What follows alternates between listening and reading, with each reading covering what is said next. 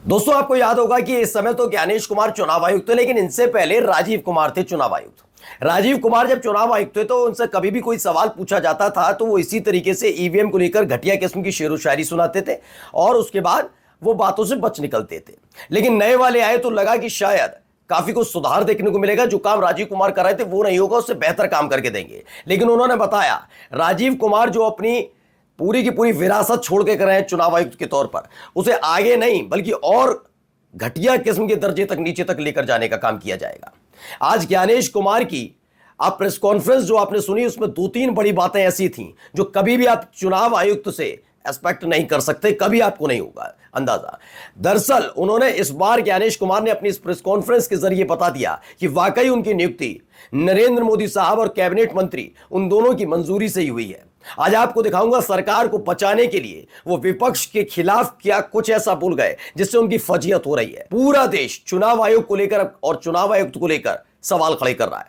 उन्होंने राहुल गांधी को खुल्लम खुल्ला जो उन्होंने चेतावनी दी, उसको लेकर अब सवाल पूछा जा रहा है कि वही काम जब सत्ता पक्ष में बैठे मंत्री और विधायक और सांसद करते हैं तो बोलती क्यों बंद हो जाती है। आपको दिखाऊंगा कि चुनाव आयुक्त तो बता रहे हैं कि कैसे महिलाओं की वीडियो के सार्वजनिक कर देनी चाहिए। आपको दिखाऊंगा कि कैसे वो बता रहे हैं कि किसी का कोई पता नहीं होता तो क्या कैसे चुनाव आयुक्त काम करता। आप बहुत सारी चीजें आज आपको दिखाने जा रहा हूं। नमस्कार, मैं हूं प्रज्वल गौतम और आप देख रहे हैं DS4 न्यूज। चुनाव आयुक्त से कभी भी उम्मीद नहीं होती। दरअसल क्या होता है, एक पूरी प्रक्रिया होती है। अब तो और टेक्नोलॉजी बढ़ गई है। इस टेक्नोलॉजी के जमाने में ज्ञानेश कुमार जैसे चुनाव आयुक्त सिर्फ सत्ता की पैरोकारी करने के लिए कुतर्क करने लगे, वो बात अलग है। लेकिन आज सबसे घटिया बयान उनका मैं सुनाऊंगा। मैं घटिया शब्द का इस्तेमाल इसलिए कर रहा हूं कि कोई एक्सपेक्ट नहीं करेगा कि इस तरह का बयान संवैधानिक पद पर बैठा हुआ व्यक्ति कर सकता है सिर्फ अपनी साख बचाने के लिए। पहले उनका वो बयान सुनिए, तो सुनिए क्या कहते हैं। हमने कुछ दिन पहले देखा कि कई मतदाताओं की फोटो उनकी अनुमति के बिना मीडिया के समक्ष रखी गई, उनके ऊपर आरोप लगाए गए, उनका इस्तेमाल किया गया। क्या अपनी माताओं, सुनिए, बहुओं, बेटियों सहित किसी भी मतदाता की सीसीटीवी वीडियो चुनाव आयोग को साझा करनी चाहिए क्या? करनी चाहिए क्या? करनी चाहिए क्या? ये व्यक्ति है, ये हमारे देश के चुनाव आयुक्त हैं, जिनको ये बताना था कि आखिरकार ये सब हो कैसे रहा है। उसका जवाब नहीं है इनके पास। एक कुतर्की है, ये पहले ऐसे चुनाव आयुक्त हैं जो कुतर्की है। अब तो सोचिए विपक्ष को कैसे धमकी दे रहे हैं। मैं चेतावनी और धमकी, 7 दिन में हलफनामा देना होगा या देश से माफी मांगनी होगी। राहुल गांधी पर CEC ज्ञानेश कुमार ने साधा निशाना। उन्होंने कहा या तो 7 दिन में हलफनामा दीजिए यानी देश से माफी मांगनी होगी। मैं कहता हूं एक हमारी तरफ से भी ले लीजिए कि अगर आप ये 7 दिन में हलफनामा देना होगा इस देश के चुनाव आयुक्त को कि हमारे जो चुनाव प्रक्रिया है उसमें कोई धांधली नहीं है, कोई फर्जी वोटर नहीं है, कोई संदिग्ध वोटर नहीं है, नाम मृत लोगों के जोड़े नहीं गए और जिंदा लोगों के नहीं काटे गए, ये तमाम चीजें, वरना अपनी सजा खुद तय कर लें। ज्ञानेश कुमार है, मैं तो कहता हूं राहुल गांधी को जेल में ठूस दूं। हिम्मत कैसे हुई किसी के प्राइवेसी का करने। लेकिन तुम्हारे साथ क्या करना चाहिए, किसी की निजता का उल्लंघन करने पर अगर ये है तो उस आधार पर इस देश के चुनाव आयुक्त से सवाल पूछना चाहिए। सरकार अपनी जेब से पैसा नहीं देती है, हम जैसे टैक्स पेयर के पैसे सैलरी के तौर पर ज्ञानेश कुमार जैसे अधिकारियों के खाते में 1 तारीख को खन्ने से गिरते हैं। मोटी सैलरी लेते हैं ये, लेकिन मोटी सैलरी लेने के बाद ऐसा आदमी नहीं चाहिए चुनाव आयुक्त जो धमकी दे। प्राइवेसी निजता का उल्लंघन किया ना राहुल गांधी, जेल में ठूस। और तुम्हारे साथ क्या करना चाहिए जो अपना काम ढंग से नहीं कर पाया, आप धमकी देंगे। आप कह रहे हैं कि उनका नाम कैसे उजागर किया, चेहरा उजागर कैसे किया, क्योंकि उनका 4 जगह वोटर लिस्ट में नाम था। जब आपसे पूछा जाता है, आपको बताया जाता है ऐसे ऐसे हो रहा है, तो आप बात मानते नहीं हो। जब आपको बताया जाता तो कहते निजता का उल्लंघन है, यानी कि धांधली करने दी जाए और शर्म नहीं आती आपको। आप कह रहे हैं ये करने दी जाए, कोई दिक्कत वाली बात नहीं है। आइए, ये है अनुराग ठाकुर, एक तरफ ज्ञानेश कुमार, एक तरफ राहुल गांधी। राहुल गांधी ने एक प्रेस कॉन्फ्रेंस की। उस प्रेस कॉन्फ्रेंस में इलेक्शन कमीशन को लेकर कई तरह के सवाल थे, वोटर लिस्ट को लेकर कई सवाल थे, आपको पता होगा। उसके बाद बौखलाहट इलेक्शन कमीशन से ज्यादा बीजेपी में और मोदी सरकार में देखने को मिली, तो अनुराग ठाकुर आगे आ जाते हैं। अनुराग ठाकुर ज्ञान की पंजीरी बांट देते हैं और कई ऐसी तकरीबन 6 सीटों पर गड़बड़ी बताते हैं। इसमें कन्नौज भी थी, वायनाड में थी, कि इतने संदिग्ध वोटर, जबकि वो ना राहुल गांधी से लेना देना ना विपक्ष से लेना देना, वो भी चुनाव आयोग की पोल खोल रहे होते हैं। लेकिन हलफनामा किसे देना होगा? राहुल गांधी को। नोटिस किसके खिलाफ जारी होगा? राहुल गांधी के खिलाफ। फिर क्यों ना कहा जाए कि ज्ञानेश कुमार तुम सरकार के इशारे पर सरकार के लिए काम कर रहे हो। सरकार का मतलब बीजेपी के लिए काम कर रहे हो, तुम कोई निष्पक्षता में काम नहीं कर रहे।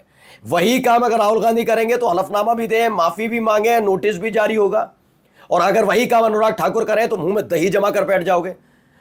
और मैं एक वोटर होने के नाते, मैं एक टैक्स पेयर होने के नाते स्पष्ट पूछना चाहता हूं ज्ञानेश कुमार से, हम जैसे टैक्स पेयर के पैसे पर काम कर रहे हो, ठीक है ना, तो ज्यादा उछलने की जरूरत नहीं है। जो सवाल पूछा जाए उसका जवाब देना तुम्हारा काम है, अधिकार नहीं, काम है तुम्हारा। वरना ज्यादा दिक्कत हो रही है, छोड़ दो। ये अंट-शंट बयान देने के लिए चुनाव आयोग तो नहीं बनाया गया है। आगे देखिए, इसमें जरा इनका एक और ज्ञान सुनिए, बड़ा जबरदस्त ज्ञान है ज्ञानेश कुमार, सुनिए।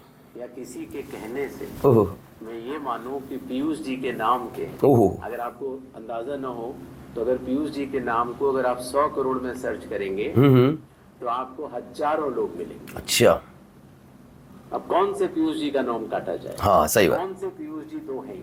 हाँ तो अगर इसको जल्दीबाजी में किया जाएगा हाँ, तो किसी भी मतदाता का नाम गलत कट सकता है। कितने शरीफ है ना ज्ञानेश कुमार, कितनी शराफत से है ना। अब ये लोग सुनेंगे तो क्या सोचेंगे? बात तो सही कह रहे हैं। अब इनका जरा विश्लेषण कर दूं मैं। पहले बात तो ज्ञानेश कुमार, या तो आप चुनाव आयोग थोप दिए गए हो, आपको तनिक भी ज्ञान नहीं है, और वैसे वही ज्यादा बात है, या चाटुकारिता इतनी ज्यादा कर रहे हो कि लोगों को भ्रमित करो। गुमराह करने का एक मामला आप पर भी होना चाहिए। पहली बात यह कि जल्दबाजी जैसे शब्द का इस्तेमाल किया कि जल्दबाजी में अगर किया गया तो नाम काटा जाएगा, गलत है। तो एसआईआर जल्दबाजी में क्यों की जा रही है उसका जवाब दीजिए। चलिए उसको भी छोड़िए। आपने कहा पीयूष, चलिए पीयूष पर आते हैं। पहले तो पीयूष नाम डालेंगे तो पीयूष सिंह, पीयूष मिश्रा, पीयूष तमाम चीजें निकलेंगी। जब पीयूष गौतम भी निकल सकते हैं, बहुत सारी चीजें है ना, होगा, बहुत अच्छी बात। आपने 1000 का, मैं कहता हूं लाख होंगे। लेकिन एक पर्टिकुलर पीयूष मिश्रा का नाम डाला जाए, मान के चलिए पीयूष सिंह है कोई, पीयूष सिंह, ठीक है, जब वो सर्च करेंगे तो वो लाखों की तादाद हजारों में आ जाएगी। एम आई राइट?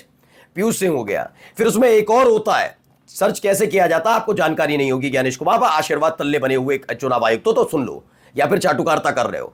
पीयूष सिंह के बाद उनके माता और उनके पिता का नाम सर्च किया जाता है, ठीक है ना। सबके पिता, पीयूष सिंह के पिता का नाम एक नहीं होगा, यानी वो रह जाएंगे सैकड़ों की तादाद में। फिर उनका एड्रेस चेक किया जाता है, सारे पीयूष सिंह, एक ही पिता वाले पीयूष सिंह एक ही घर में, 100 तो रह नहीं रहे होंगे, रहेगा तो एक ही, एक पिता का एक ही बेटा होगा जिसका नाम पीयूष सिंह होगा। अब अपने 4 बेटों का नाम पीयूष सिंह, पीयूष सिंह, पीयूष सिंह तो लगेगा नहीं, तो वही वाले का नाम काटना है। समझ गए? समझे? ये प्रक्रिया होती है। तुम देश को गुमराह कर रहे हो, शर्म नहीं आती चुनाव आयुक्त होते हुए? सोचिए, ये हमारे देश के चुनाव आयुक्त हैं। आइए, एक और इन्होंने बहुत बड़ा जबरदस्त ज्ञान दिया। इन्होंने बताया कि 0 नंबर, जैसे सड़क पर कोई सोते हैं तो उनका नंबर 000 मकान का नंबर दे देते हैं, जबकि वो फर्जीवाड़ा नहीं है। ये व्यक्ति ये बता रहे हैं। इन्होंने कहा है दोस्त, इनके मुताबिक, ये न्यूज़ 24 की खबर है, जिनके पास घर नहीं होता उनका हाउस नंबर 0 होता है। राहुल गांधी जी के 0 हाउस नंबर वाले आरोपों पर सीसी ज्ञानेश कुमार का ज्ञान, ये पता नहीं ज्ञानेश कुमार ने कहा नहीं, ज्ञानेश कुमार का अद्भुत ज्ञान सुनिए कि 000 होता है। बड़ा गजब तर्क, बड़ा जबरदस्त है। अब इसमें एक और है, ये कृष्णन है फॉर आईएनसी यानी कांग्रेस की। ज्ञानेश को बोला कि वोटर बनने के लिए एड्रेस की जरूरत नहीं, कैसे संभव?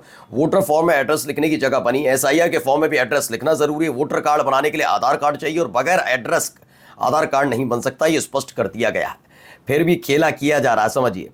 अब देखिए, इसमें भी सूर्य प्रताप सिंह भी कहते हैं हाउस नंबर 0, फिर वोटर आईडी किस आधार पर बना दिया? केचुआ जी, केचुआ यानी केंद्रीय चुनाव आयोग। पहचान, निवास, आयु प्रमाण और फोटो, 4 चीजें अनिवार्य हैं। अपने ही बनाए नियम तो पढ़ लेते महोदय। मैं कह रहा हूं ना, ये जिस इंसान ने चुनाव आयोग की जो एक गरिमा होती है, कम से कम राजीव कुमार ने उसे रतातल में लाए थे, ये पूरा पाताल में लाकर झोंक दिया कि आओ, हमसे ज्यादा लफ्फाज, हमसे ज्यादा कुतर्की आदमी कोई नहीं है। ये इन्होंने साबित कर दिया।